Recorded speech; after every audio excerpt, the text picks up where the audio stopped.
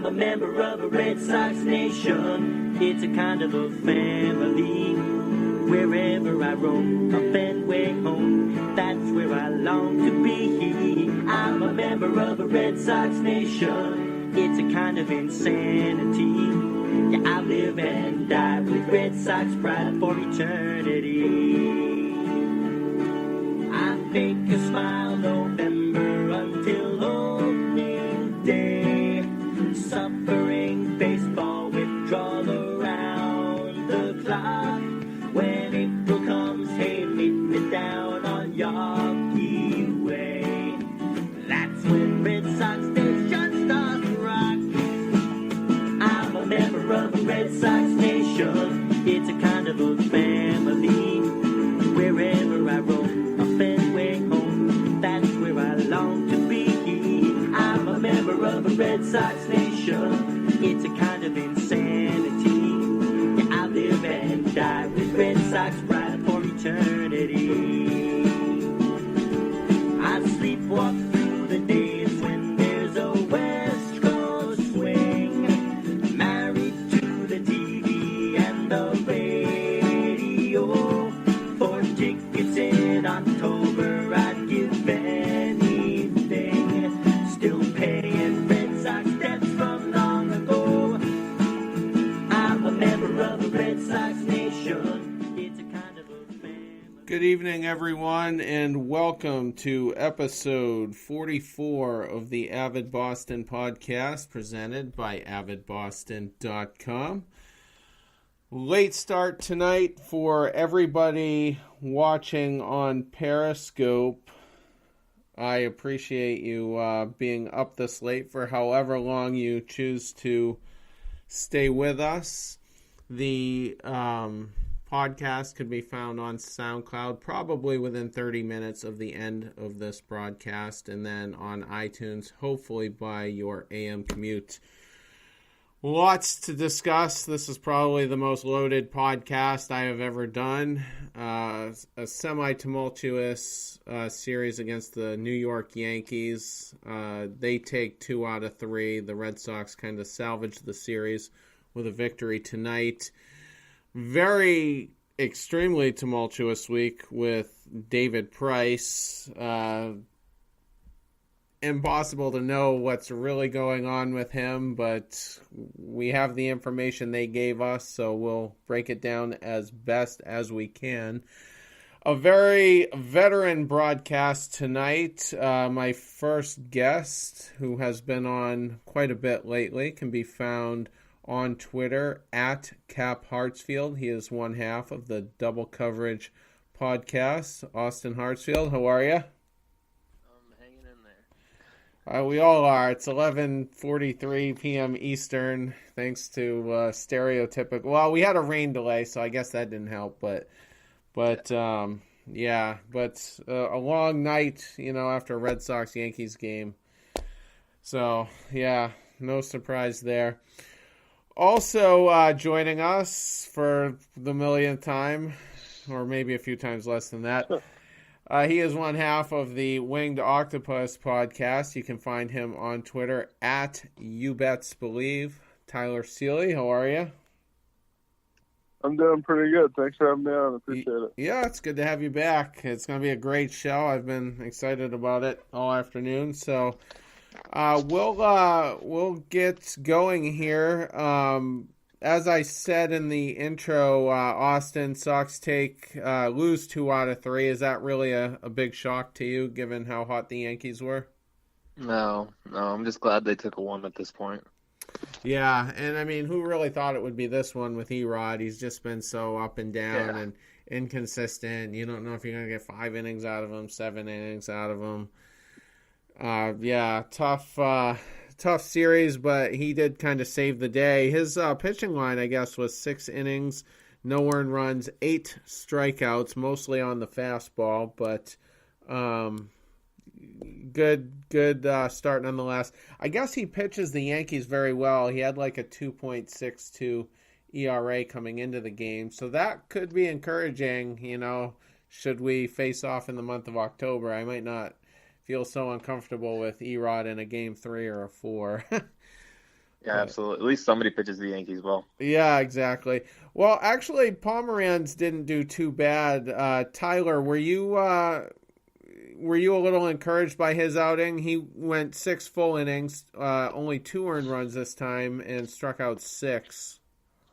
Yeah, it's funny. It's almost like when the going gets tough for that guy, he has like 2 options. Either he keeps going or he quits. And I think, we saw the Farrell thing last year where he and Farrell kind of got into an altercation, and then he went absolutely nuts and pitched, his ass off the rest of the year. And then, it looked like he wasn't going to last much longer than the next batter. And I don't know what the hell happened. He just snapped out of it, and he pitched well the rest of the game. So, I mean, that's encouraging to see for sure. Yeah. We'll get to David Price in a little bit, but Austin, do you feel like he kind of showed up David Price by having that finger injury and just kind of soldiering on? Well, yeah, because he's on the mound at that point. I'm like, shit, 2/5 of the rotation's going to be out in a matter of like hours. Right. And he went through it, and I was like, okay, got a little more respect for Drew. Yeah, you saw him kind of nodding his head no a couple of times, and I'm like, geez, already we're gonna bring the bullpen out in game 1. And it's definitely kind of surprised me that he hung tough and gave us a chance to win, but we ended up losing that one 3-2.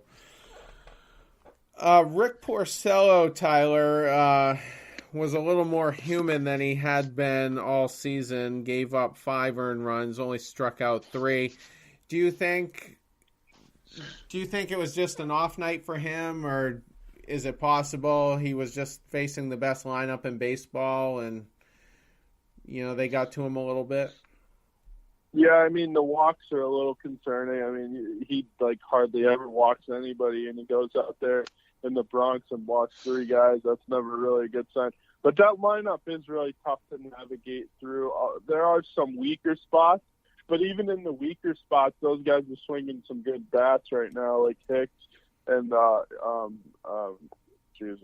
second Neil Walker there. Like yeah, Torres, Neil Walker, Torres. All those guys are swinging good sticks right now. So yeah, that lineup is just really good. So I mean, that's what I chalk it up to.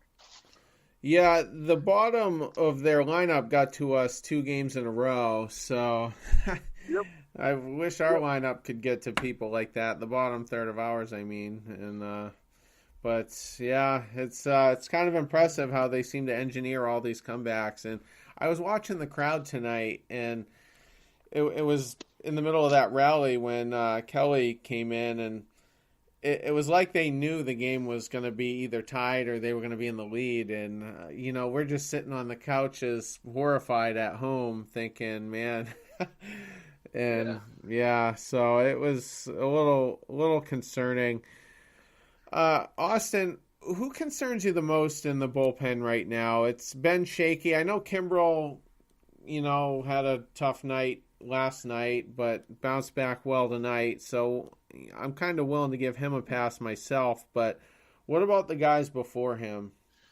I think there's one right answer here, and I think it's Hugh Hembry. It's just not good. I mean, even Cole probably should have pulled him a little bit earlier. I mean, you already had Kelly warmed up before you had 3 people on base. Why not just go straight to Kelly? But Hembry for the second night in a row just is a nightmare. Yeah, and it's too bad because before this season he had shown promise at times and even in long relief, and right now it's just he just doesn't have it. Tyler, what about Matt Barnes on the road? We were kind of joking on Twitter. we were DMing each other, and I'm like, that guy should not be allowed on an airplane out of Boston. Just leave him in Boston. And yeah, I would even go as far as Matt Barnes should not pitch for the Boston Red Sox, period. That guy, it's just like, when that guy comes in the game, first guy he faces is a leadoff walk every fucking time. It's so aggravating to see. And I know he's pitched a little bit better this year than he has in years past. But, I mean, that's what people will tell you, people on Twitter or whatever. But that guy's just not good to me. I mean, his fastball's straight. His curveball's all right, but, he bounces it way too much. I mean, it's like the Joe Kelly thing tonight. Like, dude, you throw 100 miles an hour. Stop bouncing curveballs in the dirt. Like, Jesus Christ, it's aggravating. Blow it by him. Yeah. It's just that simple. Yeah, pretty much. Yeah, he seems to have a good month of April and then just kind of tails off after that. But his road splits are definitely way worse than his home splits, so it's a little frustrating and predictable at times. But he pitched all right tonight though, so that was good. It didn't get bad until, like Austin said, when Hembree came in and then Cora left him in at least one batter too long. The second Hembree came out, I was like, oh, fuck. Yeah. Here we go.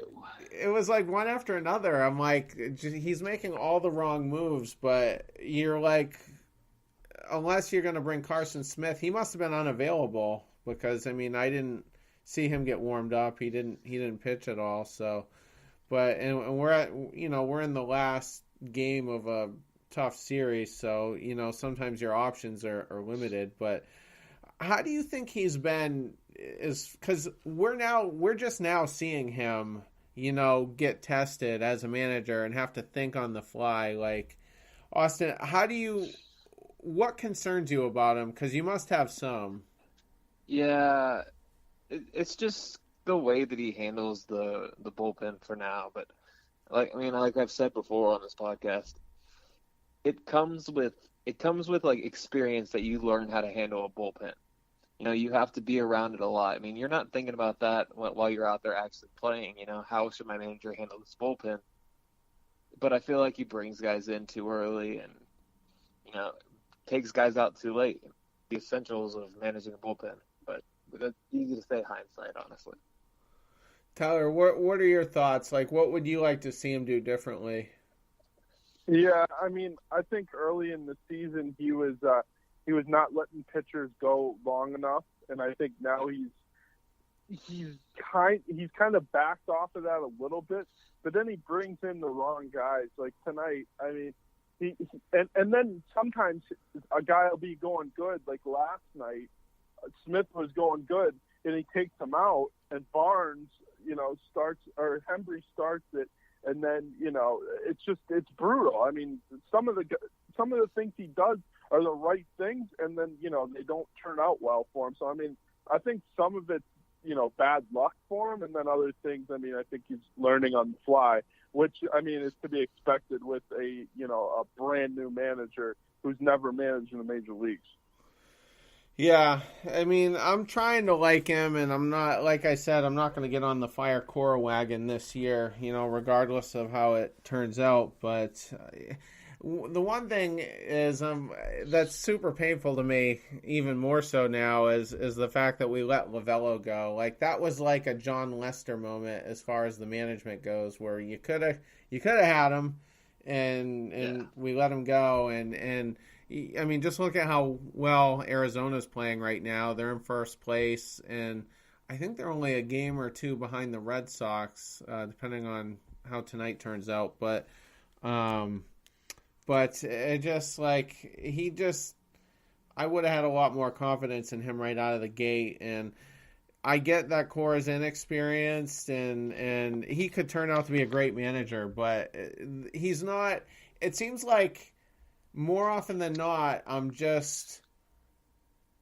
he comes up with creative ways to lose more often than he comes up with creative ways to win. And it's just a little frustrating.